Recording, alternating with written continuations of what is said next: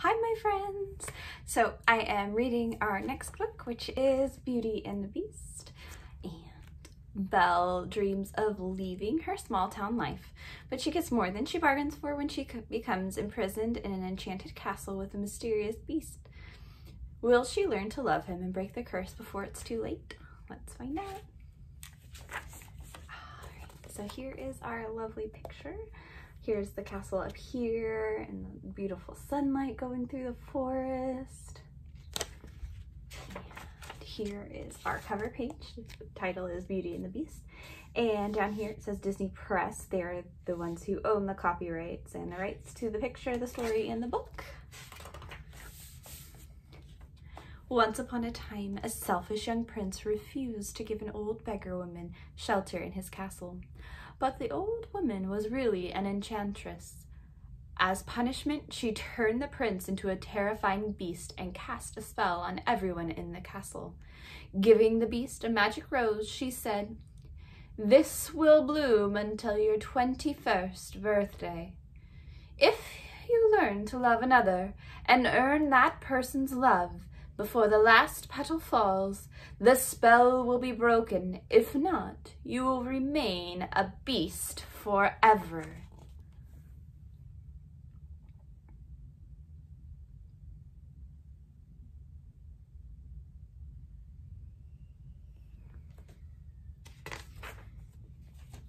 In a sleepy village nearby, an eccentric inventor named Maurice lived with his beautiful daughter, Belle. Gaston, a strong and handsome young man from the village, had decided he wanted to make Belle his wife. "After all," he told his friend LeFou, "she is the best-looking girl in town, and don't I deserve the best?" Gaston was confident that Belle would agree to marry him, but when he asked her, Belle refused without a second thought. She knew she could never marry someone as arrogant and conceited as Gaston. "Look, there goes the baker with his tray like always. The same old bread and rolls to sell. Every morning just the same, since the morning that we came to this poor provincial town."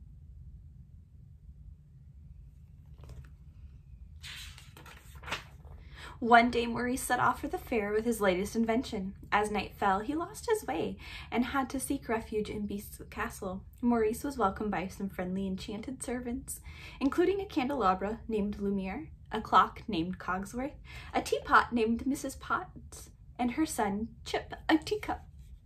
But the Beast was furious when he discovered a stranger in his home, and he threw Maurice into the dungeon. When Maurice's horse returned home alone, Belle set off at once to search for her father. "Oh, Papa," Belle cried as she found Maurice in the freezing dungeon. "We must get you out of here."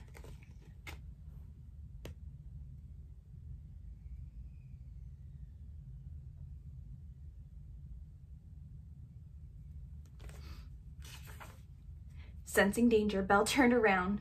There was the Beast, towering over her and growling. "Please, let my father go," Belle pleaded. "I'll take his place in return." The Beast was surprised, but he agreed. He dragged Maurice out of his cell and sent him back to the village. The Beast showed Belle to her room. "You can go anywhere in the castle," he told her, "except the West Wing. It's forbidden." Poor Belle was miserable. She missed her father and her home. The enchanted objects prepared a wonderful meal for her and tried to cheer her up with their singing and dancing. Be our guest, put our service to the test. Tie your napkin round your neck, Chérie, and we'll provide the rest."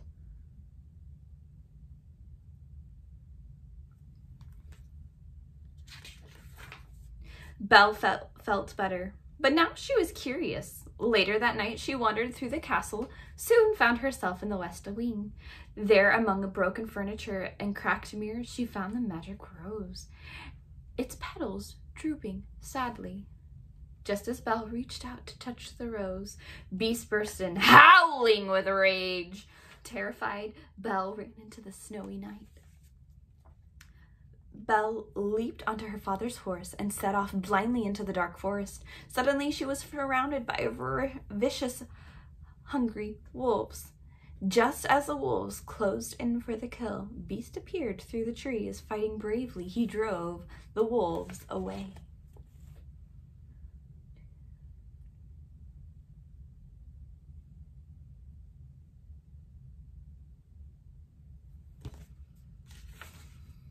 But then the Beast sank to the ground in pain.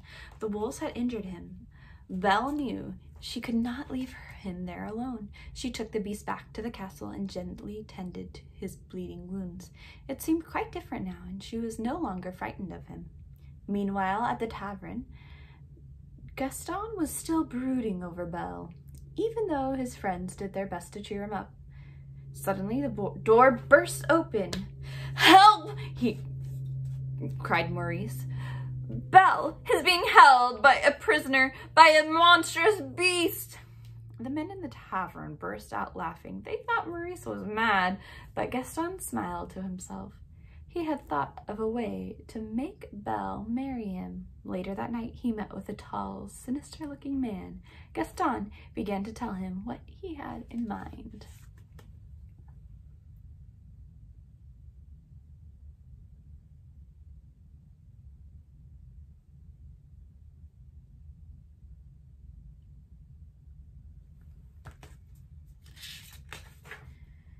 As the days passed, Belle and Beast spent more and more time together. The enchanted servants were delighted. They were certain that Belle would be the one to fall in love with their master and break the spell. But time was running out. Each day, more petals fell from the magic rose.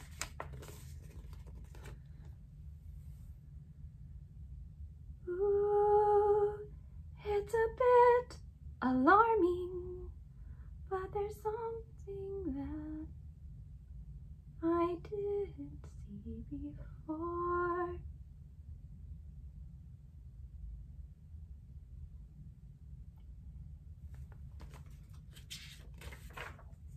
One evening, after dinner and dancing together, the Beast and Belle sat out on the terrace in a cool night air.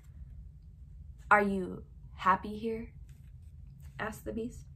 "Yes," replied Belle. I just wish I could see my father again." "You can," said the Beast. He gave Belle a magic mirror. "This will show you whatever you wish."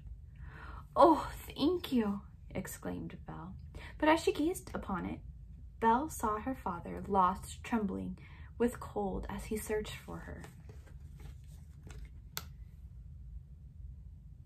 Tale as old as time, tune as old as song.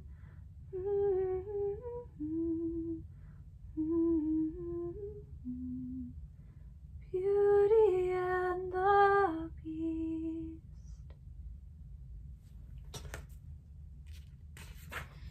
Although the Beast loved Belle, he knew he had to let her go to her father. "Take the mirror with you," he said sadly, "so you can remember me." Belle set off from the castle and soon found Maurice. She took him safely home and put him to bed. That night, Gaston arrived at Belle's house with a crowd of villagers. He said that Maurice would be taken to an asylum unless Belle agreed to marry him. "My father's not mad!" cried Belle. "He must be," said LeFou. "He was raving about a monstrous beast."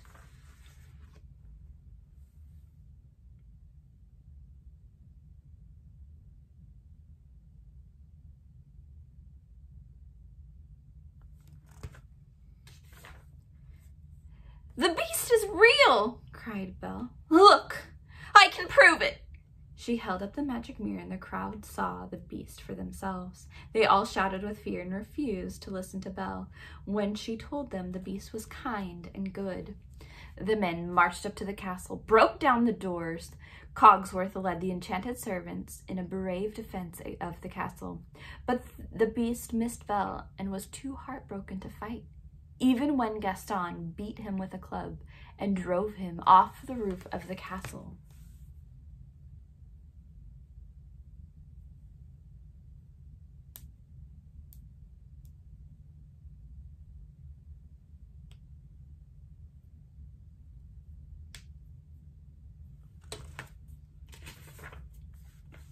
Only when he heard Belle's voice did the beast look up.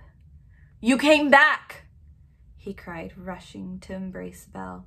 This was the chance Gaston had been waiting for. Drawing his dagger, he stabbed the beast in the back, but as the beast collapsed, Gaston tripped and fell tumbling from the roof. Belle ran to the wounded beast and bent to kiss him. The last petal was just about to fall from the rose. "You can't die," sobbed Belle. "Please, don't leave me. I love you."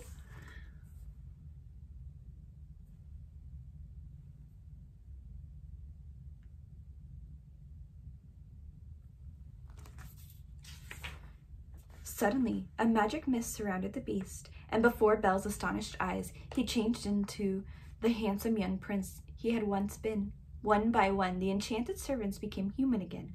Weeping with joy, they hugged each other as the prince swept Belle into his arms. The prince had found his true love at last, and the spell of the enchantress was broken. As the sun burst through the clouds, they knew they would live together in happiness forever after.